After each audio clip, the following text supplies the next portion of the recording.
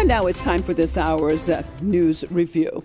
The U.S. President Donald Trump says his Democratic rival Joe Biden has won the November 3rd presidential election because it was rigged. On his Twitter page, Trump said Biden only won in the eyes of what he called fake news media. Trump said he concedes nothing and has a long way to go. Biden's incoming chief of staff reacted to Trump's tweet. Ron Klain said the election result was a decision made by the American people. He also called on the federal government to approve a transition this week so that Biden's team could access national security briefings. Trump's refusal to concede has sparked tensions between his supporters and opponents. On Saturday night, clashes erupted between the two groups in Washington, D.C., where 20 people were arrested.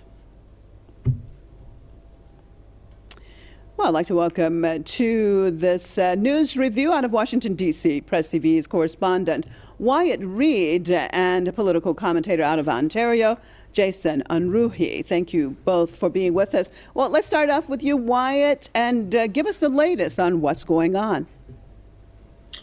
So last night, Metropolitan Police Department made at least 20 arrests. We know at this point, I believe 21 actually. At this point, a number of those were for weapons violations. As I suggested yesterday might be the case. Many of the Trump supporters appear to have been armed, and apparently a number of them did not realize or did not care that weapons are prohibited here in the District of Columbia. We saw quite a bit of violence emanating mainly from the right last night. Multiple people have been reported to have been stabbed, at least one in critical condition. It seems to be they were the victims of Proud Boys, although it's too soon to say for sure exactly who the assailant was. We do know their victims were left-wing counter-demonstrators. And basically the same dynamic played out as we've seen play out many times here in Washington, D.C.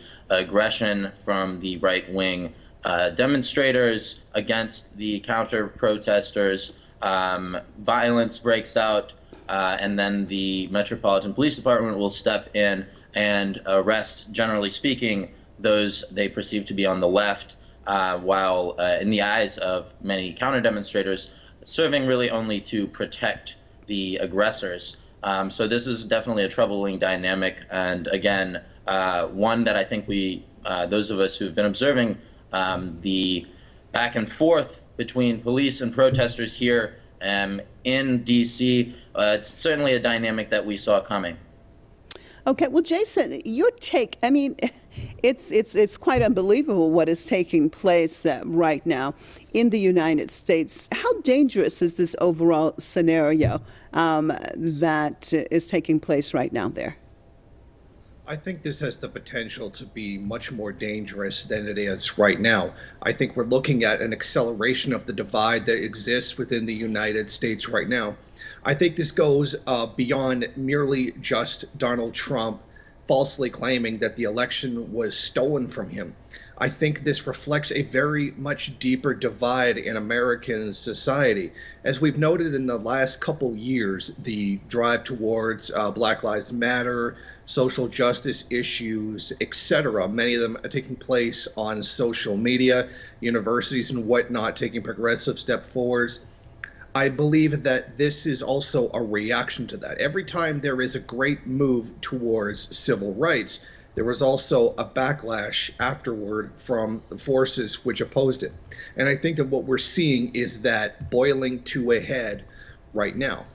This very clearly has been largely stirred by Donald Trump, making the accusations that he was robbed of the election when he has yet to produce any evidence whatsoever of it, just merely declarations with no evidence. And this is being reflected, that divide, that kind of division that he is deliberately sowing in society for the sake of his own ego. I mean, we must be real that there's not really any material difference between the Democrats and the Republicans. This is mostly being driven by Trump's ego himself. He wants to remain in office because he feels that he's the only one that should be able to do the job etc. And because of that, he's undermining his own elections, and that's creating a great hostility.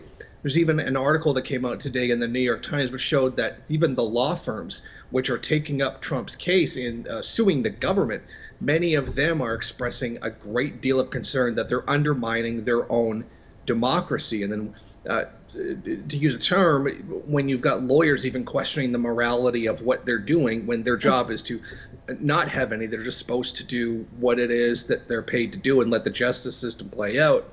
When they're doing this and still considering the morality of their actions, I think it says something very significant, that even those that Trump is paying to push his idea that the election was stolen is very significant.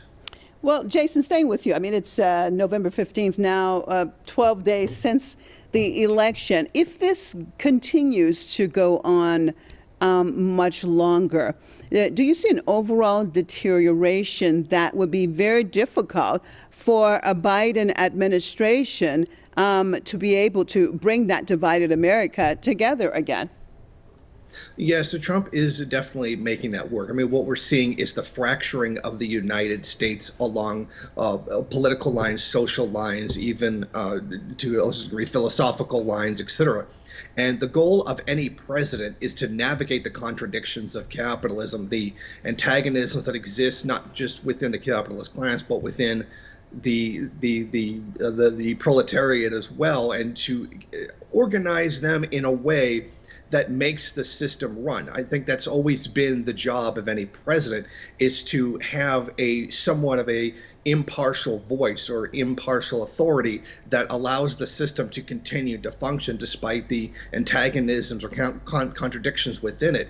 I think that this is making Biden's job much more difficult, not just from Trump deliberately making that divide better, but blocking him from getting necessary information about COVID, which is killing untold amounts of Americans, blocking him from foreign policy, which would, intelligence briefings that would make his job in trying to create a cohesive foreign policy much more difficult. The Trump is all around just sabotaging the entire system.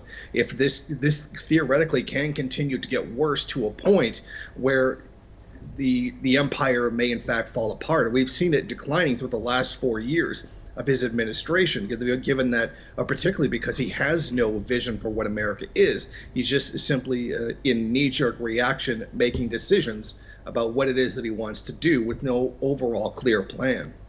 And on that note, I appreciate both of you being with us. Wyatt Reed, PressTV's correspondent out of Washington, D.C., and Jason Unruhe, political commentator out of Ontario.